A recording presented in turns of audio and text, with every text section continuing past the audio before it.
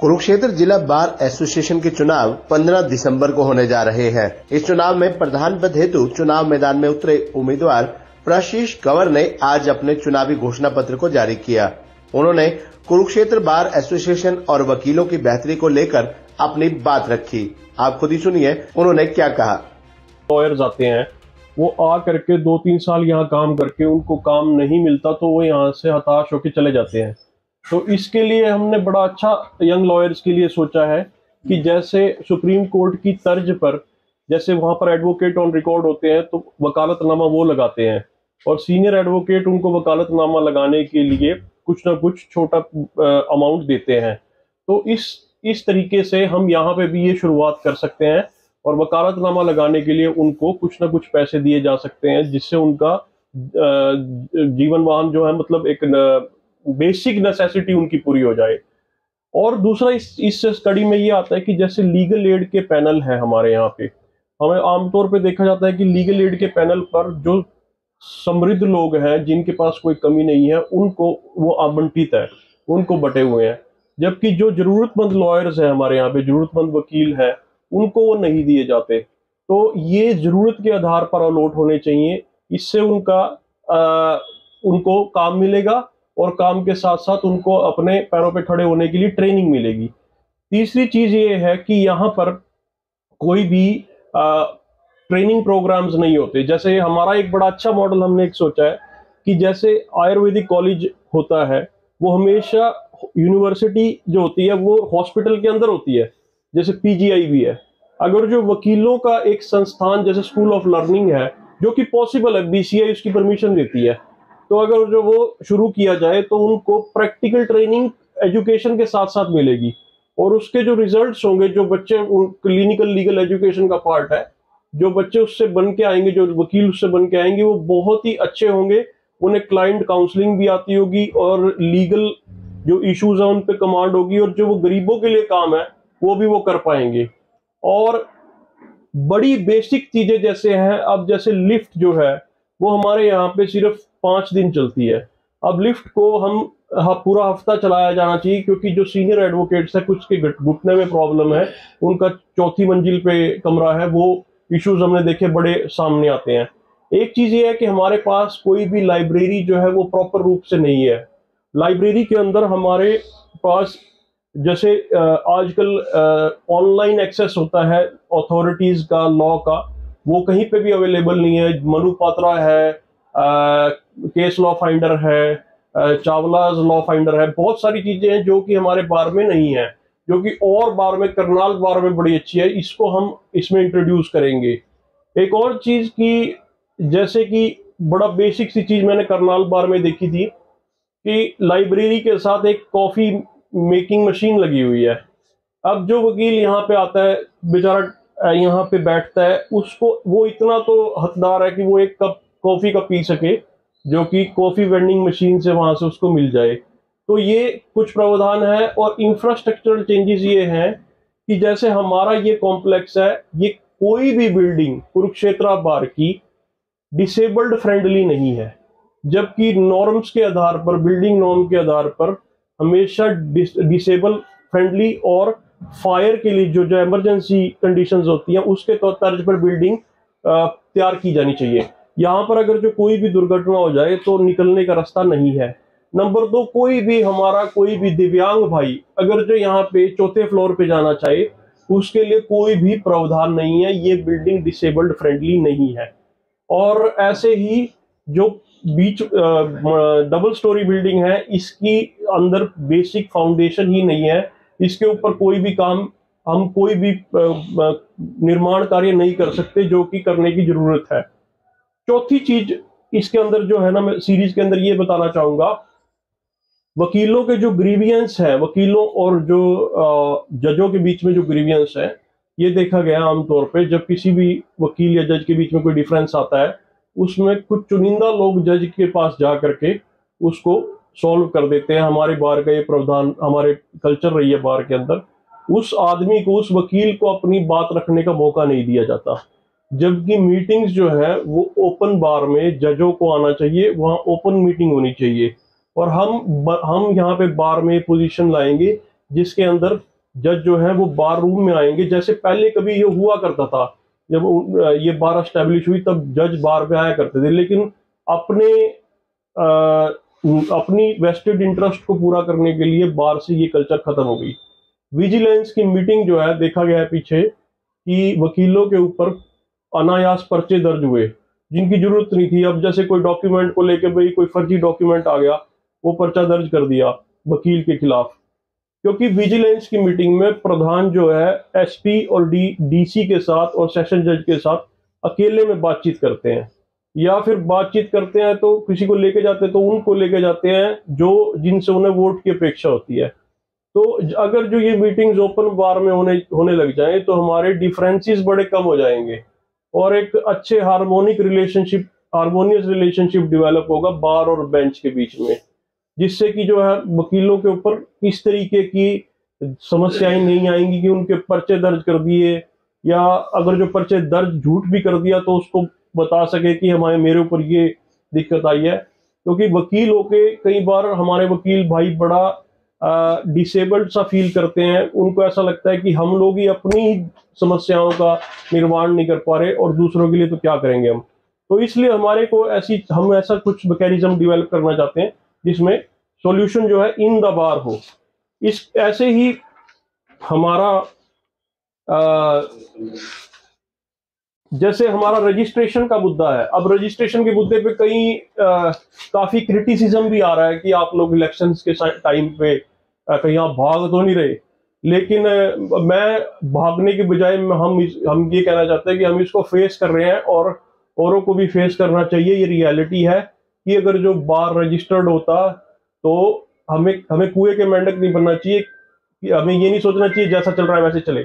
बार registered होता तो हमारे को हाउसिंग फैसिलिटीज मिलेंगी, हमारे को यहाँ पे और भी जितनी भी बेनिफिशियल स्कीम होती है जो बार काउंसिल से आती हैं, जैसे कि डेथ के केस में, एक्सीडेंट के केस में हमारी इंश्योरेंसेज हैं, वो अवेल कर पाएंगे। तो इसलिए रजिस्ट्रेशन ऑफ बार हमारा एक मुद्दा यहाँ पे इस इलेक्शन में है और हम इसको पावर में आते ही करेंगे। अच्छा जी, एक और इम्पोर्टेंट बात है कि एम्प्लॉयमेंट ऑफ यंग लॉयर्स के यहाँ पे हमारे यहाँ पे क्या किया जाता है, छोटा भाई बड़ा भाई बोल के इलेक्शनों के दौरान जो यंग लॉयर्स होते हैं उनको क्लिनिकल शराब पीने की ट्रेनिंग दी जाती है, जबकि और फिर वो उनको जब एम्प्लॉयमेंट नहीं मिलता वो बेचारे हताश होकर यहाँ से चले जाते हैं, लेकिन वो अल्कोहलिक होके चले जाते हैं। अब क्या है कि यहाँ पे छोटा सा काम है, जैसे कमीशन पे एविडेंस रिकॉर्ड होती थी सिविल केसेस में, वो कमीशन क्या होता है कि किसी भी यंग लॉयर को कमिश्नर अपॉइंट कर देते हैं कि आप एविडेंस को रिकॉर्ड करो। तो सिविल केस में ये प्रावधान हमारे सीपीसी में दिया हुआ है, वो सिर्फ हमारे कुरुक्षेत्र बार में बंद है, बाकी करनाल में भी होता है, यमुनानगर में भी होता है, पानीपत में भी होता है। मैं उसको दोबारा से चलवाऊंगा जिससे कि जो यंग लॉयर है वो एविडेंस रिकॉर्ड करेंगे, उनको केसेस का पता लगेगा और उसके रिकॉर्ड करने के ल्यू में उनको फीस भी मिलेगी, जो कि खर्चा मिलता है। जैसे कोई दिल्ली जाएगा तो दिल्ली के लिए टीएडीए मिलता है, और कहीं और जाएगा तो वहां के लिए टीएडीए मिलेगा, उनको पैसे भी मिलेंगे और साथ में उनको काम भी मिलेगा। तो हमारा ये एक इम्पोर्टेंट पॉइंट हमारे मैनिफेस्टो में है। अच्छा, जो एक और चीज जो है वो देखी जाती है कि हमारे इलेक्शनों में जो हमारे इलेक्शनों का रिजल्ट है, आउटकम है, वो पॉलिटिकल इन्फ्लुएंस पे रहता है। हमारे यहाँ पे बार के अंदर कभी एमएलए का इंटरफेरेंस, कभी किसी एमपी का इंटरफेरेंस, अब उनके केसेस यहाँ पे पेंडिंग होते हैं, तो यहाँ पे वो अपना इन्फ्लुएंस इसलिए करते हैं ताकि उनके केसेस सॉल्व हो सके। मैं ये चाहता हूँ कि इस बार के अंदर पॉलिटिकल इंटरफेरेंस बिल्कुल मिनिमम हो। हम ऐसा कंडीशन बनाएंगे, क्योंकि वो कंडीशन और एटमॉस्फेयर ऐसे डेवलप होगा जैसे कोई 15 अगस्त का प्रोग्राम है, उस पर कोई एमएलए यहाँ पे झंडा नहीं फहराएगा, कोई जज हो झंडा फहराएगा, कोई लीगल फ्रेटर्निटी से हमारे बुजुर्ग एडवोकेट है वो झंडा फहराएंगे। क्योंकि अगर जो उसके जरिए जब वो झंडा फहराते हैं, यहाँ पे आते हैं तो चीफ गेस्ट होते हैं, तो अपने निहित जो उनके जो इंटरेस्ट है, वेस्टेड इंटरेस्ट है, उसको सॉर्ट आउट करते हैं। तो वो minimum political interference is one of the agenda. एक और चीज जो है पार्किंग फैसिलिटी जो हमारे यहाँ पे देखी जा रही है, वो हमारी बिल्कुल सड़कों पे गाड़ियां खड़ी हुई हैं वकीलों की। और जो बीच की सड़क है जो हमारे कोर्ट कॉम्प्लेक्स को जुडिशियल कॉम्प्लेक्स से जोड़ती है, वो एक हाईवे की तरह हो गई है। उस पे हो ना हो, भगवान ना करे, कभी ना कभी एक ऐसा हादसा हो सकता है, क्योंकि वो बड़ी तेजी से वहां पे जाती हैं, गाड़ियां निकलती हैं। तो मैं इसको यहाँ से हम अंबाला बार की तर्ज पे एक शेल्टर्स बना सकते हैं, जो कि हर एडवोकेट को अलॉटेड हो, उसमें पूरा स्पेस हो, वो उसके लिए पेमेंट करे, लेकिन सारा साल उस लॉयर के लिए वो बुक रहे। उसके अंदर वो 2 गाड़ी खड़ी करे, 3 गाड़ी खड़ी करे, लेकिन एक सिस्टमेटिक और चैनलाइज्ड पार्किंग बन सकती है। तो ये बहुत जरूरी है यहाँ पे। तो और एक चीज और, एक हमारा जो कि अभी तक कभी डिस्कस नहीं हुआ, जिससे गुरेज भी करते हैं कि डिस्कस ना हो, लॉयर्स जो है, जो जजेस जो है, वो बेल मैटर्स में और स्टे मैटर्स में, जो कि कानून भी, सुप्रीम कोर्ट भी कहता है कि ऑन द स्पॉट फैसला नहीं करते हैं, उसको रखा जाता है। उससे ये देखने को आया है कि यंग लॉयर्स जो हैं वो सफर करते हैं। उससे क्या होता है कि उनको रिलीफ नहीं मिलता, सीनियर लॉयर्स को रिलीफ मिल जाता है। तो अगर जो वो ऑन द स्पॉट डिसाइड होंगे तो उनके पास ये एक ऑप्शन होगा कि ये मीटिंग्स में कहने की बात है जजेस को, वो अपनी बेल को, जैसे बेल में उनको लग रहा है कि रिलीफ नहीं मिल रहा, तो वो बेल को जज साहब बता दे तो वो विड्रॉ कर सकते हैं। क्योंकि आमतौर पर ऐसा होता है कि बेल डिसमिस हुई और ब्रीफ उठा, तो यंग लॉयर्स के साथ ये दिक्कत आती है। तो हम इस पे बड़ा फोकस करेंगे कि हमारी जुडिशरी में भी पारदर्शिता हो, जितनी कम इंटरफेरेंस हम कर सकते हैं जो लीगल टर्म्स में, उतनी हम जजेस के साथ मीटिंग करके हम ये भी इंश्योर करेंगे कि जो हमारे फैसले हैं वो टाइम बाउंड तरीके से हो और ओपन कोर्ट्स में हो। युवा कितने % वोटर हैं अपने बार में? जी, यहाँ पर युवा लगभग 50 से 55% तक युवा ही है जो शोषित हो रहे हैं। जी बिल्कुल। वो जिसे एक मैं टर्म कहता हूँ लग्जूरियस लेबर है, वो घर से अच्छे कपड़े पहन के आते हैं और कोट पैंट टाई डाल के आते हैं इस उम्मीद से कि हम यहाँ पे वकील बनेंगे, लेकिन उनसे काम लिया जाता है। वो लिफाफे लेके एक वकील के कोर्ट से गाड़ी तक लेके जाते हैं, लेकिन आखिरी में उन्हें कुछ भी नहीं मिलता। अब इतना बेसिक मिनिमम वेज भी नहीं मिलता जितना एक मजदूर को मिलता है। जॉब की आवाज बनना चाहते हैं जी बिल्कुल। मैंने महसूस किया है कि यहाँ पे फाइल भी नहीं उठाई जाती। जो युवा एडवोकेट होते हैं उनकी फाइल भी अंदर रीडर नहीं उठाते हैं। मुझे उनको एनरिच करने के लिए मैं प्रेसिडेंट नहीं बनना चाहता जो ऑलरेडी एनरिच्ड है, जिनको पहले से जिन्होंने यहाँ पे कमा खा रखा है। उनके लिए मेरा एजेंडा नहीं है। मेरा एजेंडा उनके लिए है जो वनरेबल है, जो दयनीय स्थिति में, जो यहाँ से पलायन के अब उस पे खड़े हैं, जिसे वर्ग को। क्या रिस्पॉन्स है युवाओं का? देखिए जी, रहा तो मुश्किल है। काफी लोग समझ रहे हैं, काफी दबे हुए हैं, वो पीछे से बात करते हैं। वो ये कहते हैं कि अगर जो हम इसके इन्फ्लुएंस में ना होते, हम उनके जूनियर ना होते, तो हम आपके साथ खुल के लगते। वो समझते तो हैं, क्योंकि ये बात बड़ी बेसिक बातें हैं, लेकिन कई बार यहाँ पे कई तरह के दबाव काम करते हैं, डराया जाता है, धमकाया भी जाता है। चर्चाएं हो रही थी और कैंडिडेट कर रहे थे कि चुनाव नहीं होना चाहते, कुछ करना चाहते हैं। हाँ जी, हाँ जी। ये ऐसी चर्चा इसलिए करी जाती है क्योंकि और कोई बात मेरे खिलाफ कहने के लिए नहीं है, क्योंकि मैं सबके खिलाफ बहुत कुछ कह सकता हूँ। जैसे कि मैं आमतौर पे खुल के बोलता हूँ कि ये लोग कैंडिडेट खुल के शराब बांट रहे हैं। युवाओं को भाई भाई कह करके फोन करके उन्हें शराब पिलाई जाती है, उनको टेम्परेरी प्लेजर दिया जाता है, जिससे उनका परमानेंट प्लेजर छीन लिया जाता है।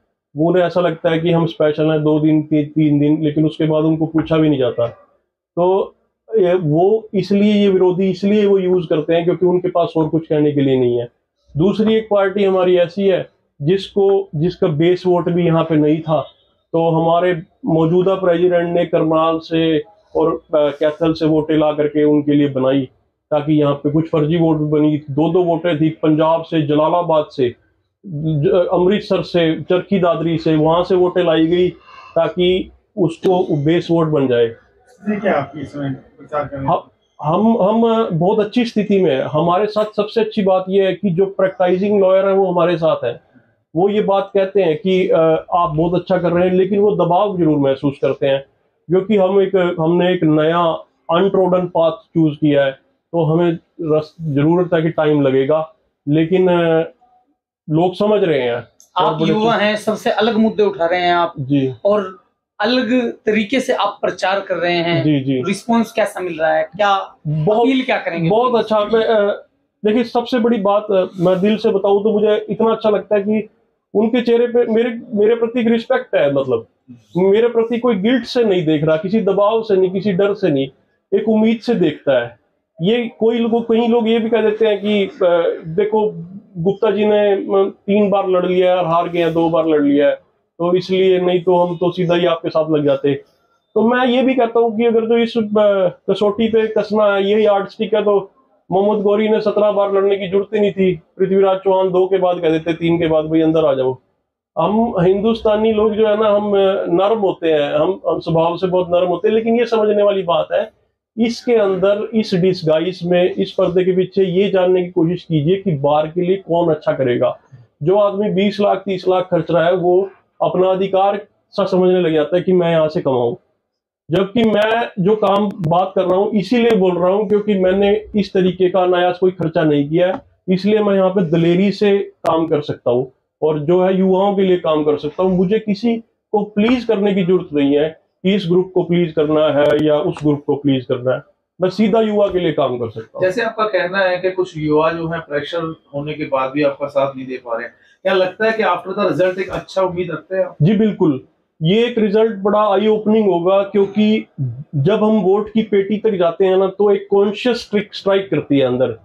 तो उसमें जब कंपैरिजन करते हैं उनको, मैं मोटो ऑफ बार वेलफेयर को आत्मसात कर चुका हूँ कि मुझे बार का वेलफेयर करना है। वो उसको देखते हैं, उनको ये लगता है, वो कंपैरिजन करते हैं, कहते हैं कि नहीं, हमें यहाँ वोट देनी है, हम इसका साथ देना है। तो ये बात मेरे को बहुत ज्यादा मतलब रैम्पेंट नजर आ रही है। बड़े सारे प्रैक्टाइजिंग वकील जो है और जूनियर वकील, वो ये कहते हैं कि ये ठीक है, ये हमारे वेलफेयर के लिए काम करेगा, ये दबेगा नहीं और ये डरेगा नहीं। क्योंकि ऐसी कहानियां इन दोनों के साथ जुड़ी हुई है, दोनों कैंडिडेट्स के साथ, जब इन्होंने जजों के साथ बहुत ज्यादा कॉम्प्रोमाइज़ भी किए और बहुत ज्यादा उनकी चापलूसियां भी की। तो हमें इस तरीके की चापलूसी की जरूरत नहीं है। हम जो काम करेंगे ईमानदारी से करेंगे और अधिकार के रूप में हमारा रहेगा, नहीं हम कोई भीख नहीं मांगेंगे किसी तरीके की। धन्यवाद।